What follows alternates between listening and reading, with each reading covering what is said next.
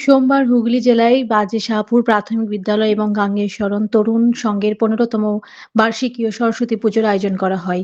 এই পূজা দিনের সকাল থেকেই লক্ষ্য করা যায় বিভিন্ন স্কুল ও ক্লাবে সরস্বতী পূজায় পুষ্পাঞ্জলি দেওয়া চলছে। স্কুলের ছোট ছোট ছাত্রীরা বিভিন্ন সাজে মেতে উঠেছে আজকের এই সরস্বতী পূজায়। মন্ত্র উচ্চারণের মধ্য দিয়ে আজকে দেখা গেল মহিলা থেকে শুরু করে পাড়া প্রতিবেশী সকলে সরস্বতীর সামনেই মন্ত্র উচ্চারণের মাধ্যমে পুষ্পাঞ্জলি দিচ্ছেন। চলুন আমরা শুনে নেব এই বিষয়ে স্কুলের প্রধান শিক্ষক সাংবাদিককে কি বললেন। হুগলি থেকে আশিস কুমার ঘোষের রিপোর্ট, সারাদিন খবর। এসে পৌঁছেছি বাজে শাহপুর প্রাথমিক বিদ্যালয়। আজকে এইখানে যে সরস্বতী পুজো হচ্ছে সেই বিষয়ে ওই স্কুলের শিক্ষক আমাদের কি জানাচ্ছেন সেইটা শুনে নেব। আপনারা এই পুজোটা কিভাবে করেন?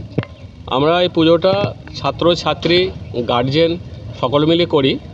আমরা বাজে শাহপুর স্কুলে যেমন প্রতি বছর পুজো হয় জাঁকজমকের সঙ্গে, আমরা এবছরও ঠিক সেইভাবেই করছি। আমি হেডমাস্টার পদে আছি। আপনার নাম? আমার নাম গোবিন্দচন্দ্র কর্মকার। আমি এই স্কুলে বিগত ১২ বছর ধরে প্রধান শিক্ষক পদে আছি এবং প্রতি বছরই জাঁকজমক করে পুজো করে যাচ্ছি সরস্বতী পূজা। আপনার বাড়ি? এবং আমার বাড়ি হচ্ছে সিঙ্গুর। আমি বর্তমানে ১০ ঘরাতি থাকি। হ্যাঁ।